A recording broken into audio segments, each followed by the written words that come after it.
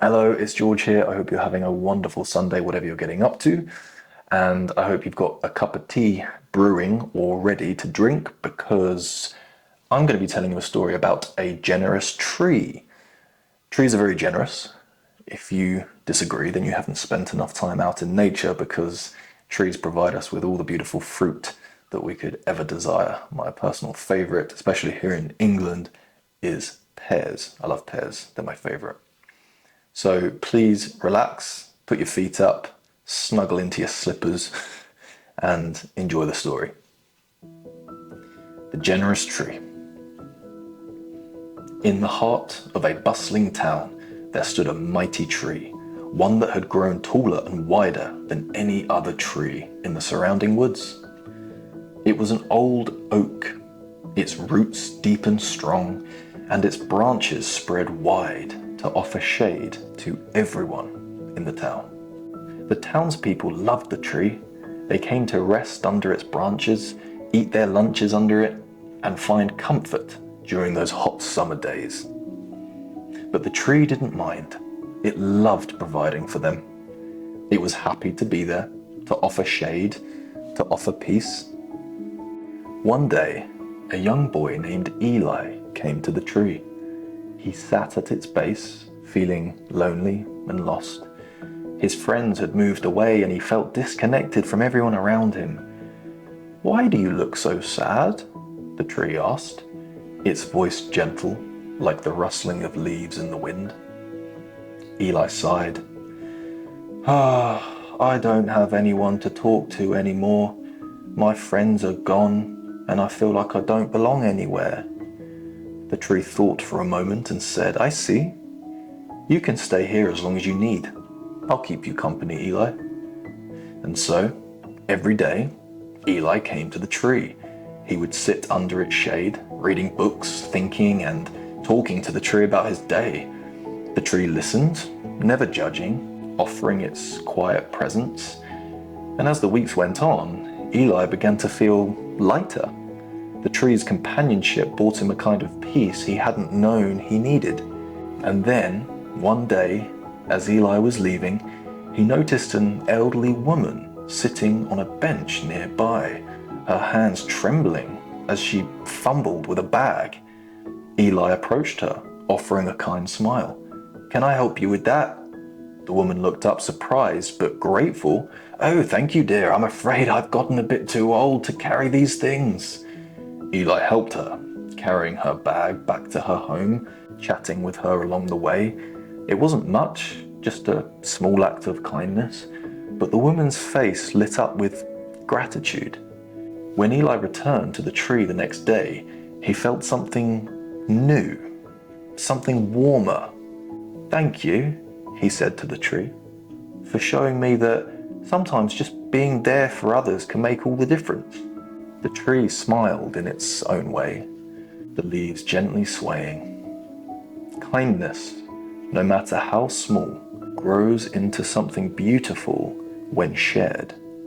You have the power to make the world brighter, Eli. You only have to choose to be kind. From then on, Eli made it a point to show kindness whenever he could, whether it was helping his neighbors, listening to a friend, or just offering a smile. He realized that kindness has a ripple effect. It not only helped others, but filled his own heart with warmth. Kindness is a gift that keeps on giving. It doesn't have to be grand gestures. Even the smallest acts of kindness can change somebody's day and in turn, change your own life. Really like this one. I suppose it's funny to picture a talking tree and to be put back into that headset of being like a child again and thinking that you can make friends with a tree. And I like it when it says that the tree smiled in its own way, because I feel that sometimes when I'm out in nature, that the trees are providing for a purpose. You know, their purpose is to provide us with food, but also the birds and the bees and the leaves and the trees around it.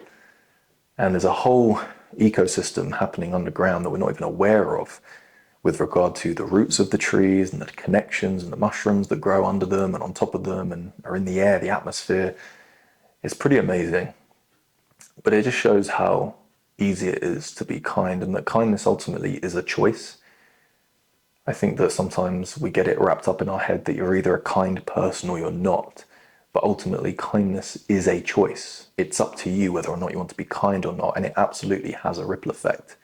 If you just smile and speak to someone and ask how they are, you know, if you're going to buy some food from your local grocery store, and instead of just politely smiling and paying for your groceries, if you actually ask the cashier, how is your day going? How are you?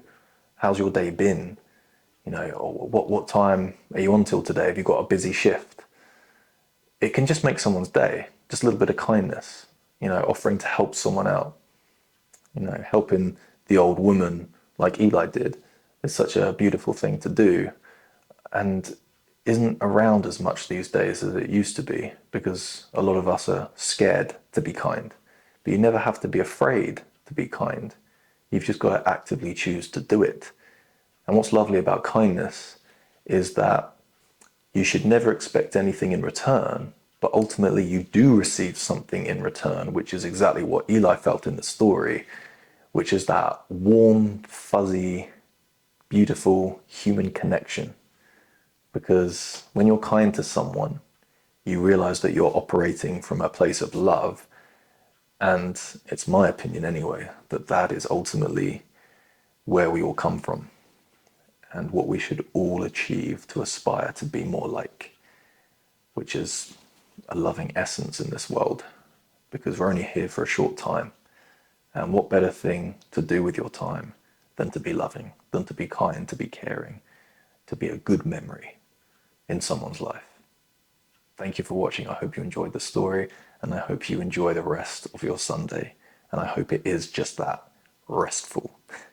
Thanks for watching. Please like the video if you enjoyed it. Please subscribe if you're new, and comment below letting me know how much you enjoyed the story. Thank you again for watching. See you soon.